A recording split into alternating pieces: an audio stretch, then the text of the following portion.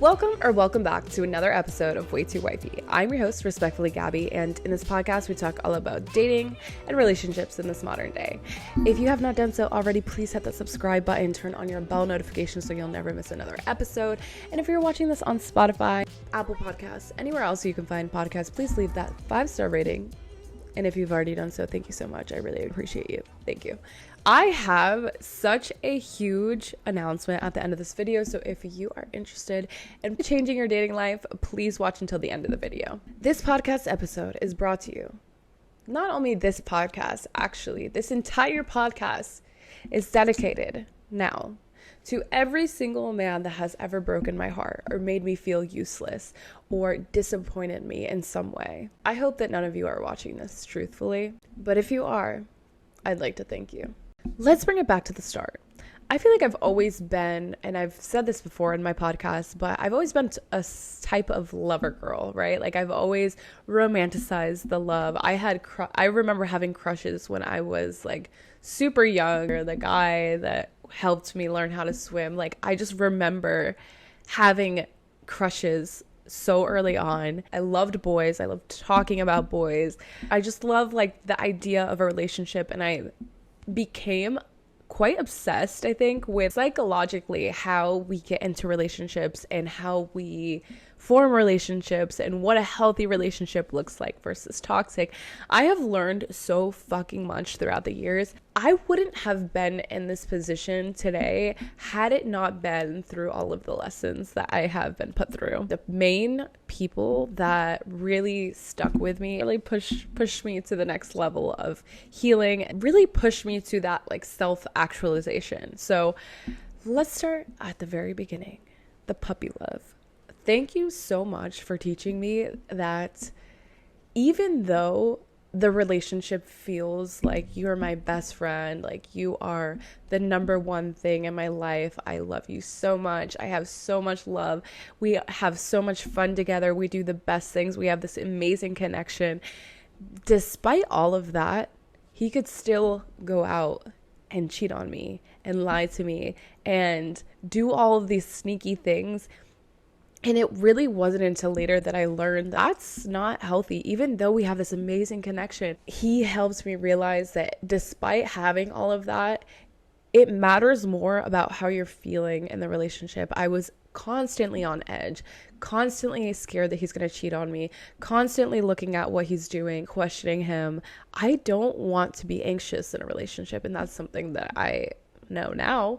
But at the time, it felt normal. Don't think that you can love someone and still cheat on them. I so appreciate having that first love, because that really showed me like what I want and what I also don't want all in one.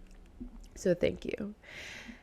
I do think that there are 3 types of love that you can stumble upon in life. Though it might not be the 3 relationships that you're in, I do think that there's like 3 main people in your life that you get into relationships with long term, or that you're seeing long term, that really matter in your life.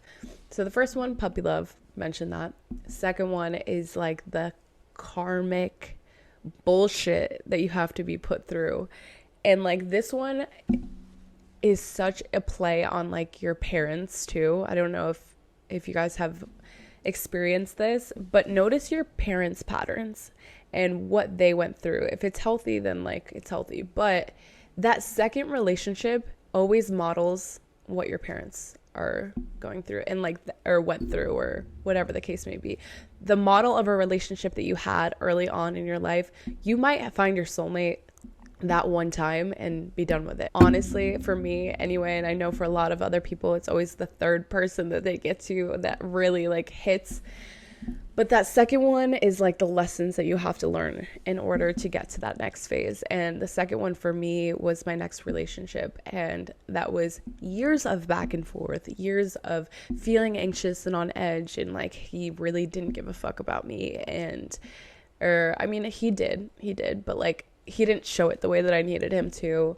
He was very selfish in our relationship. And I would not have learned my own self-worth and been able to pick myself off of the floor of feeling like beneath and below than him and literally maybe any male figure if I didn't go through that. Have learned to get so much more confident after that relationship. I found what I'm passionate about. I just feel like that relationship was supposed to teach me what I don't want, and also teach me about myself, to teach me that I am a whole person with needs too, and I cannot be pouring so much energy into other people if it's not reciprocated.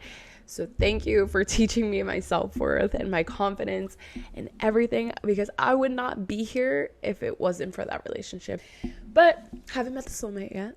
I do want to say though that there has been other like small situationships, twin flame mix-ups. I've been gaslit. I've been physically abused and gaslighted into thinking that wasn't what it was, and really had to go to rock bottom where every single one of our coworkers were standing around watching this like type of abuse that we had. And that's when I knew so toxic and I needed to get out of it. That was like the mark that I was like, I've now hit rock bottom in this relationship. I need to get out of it. So it was a process of getting out of it, and I really do like still have love and respect for him, but it just was, we were so not for each other. Sometimes the people that you weren't even in a relationship with are the ones that kind of hit you harder. I would say that there's probably been like a handful of people that really on a soul level have like really entered my life and kind of threw me for a fucking loop. I have dated so many other people. Athletes, thank you for every single athlete that has entered my life to show me that you are all the same person with a different face. And though they may seem like a nice guy on the outside, they want one thing. And like, yes, maybe some of them want a relationship. The one percenters want a relationship. I know for a fact that when I first started liking the athletes thing, I was really fit at the time. So that was like a huge thing for me. But it was just something about them. It felt like a challenge to me. And like all these other girls want the same guy. So if I get it and I make him like this great man, then that's the self-fulfilling thing. It's like, no, I don't want to pour any more energy into these men that suck. I need to pour this same energy into myself and make myself better and make my own money so I don't have to depend on anyone else. Not that you shouldn't have to depend on anyone else. I think that you need to sometimes, but I just don't want that be the only reason that I'm talking to someone who like has money. Like that shouldn't be the case. So anyway, thank you for every fucking athlete out there that has taught me that you guys are all the fucking same and that I will never let my daughter date an athlete. The amount of men that have disappointed me, gaslit me, love bombed me, abused me mentally, physically, drained me, taken a lot more from me that I have ever gotten back, used me. Thank you, because I am now on my life path of helping other people not make the same mistakes that I have made. There are so many tools that I have found throughout this process. I've read endless dating, relationship, what a relationship looks like, what not to do, what you should be doing, endless podcasts, books, documentaries, everything, TED Talks, all of that.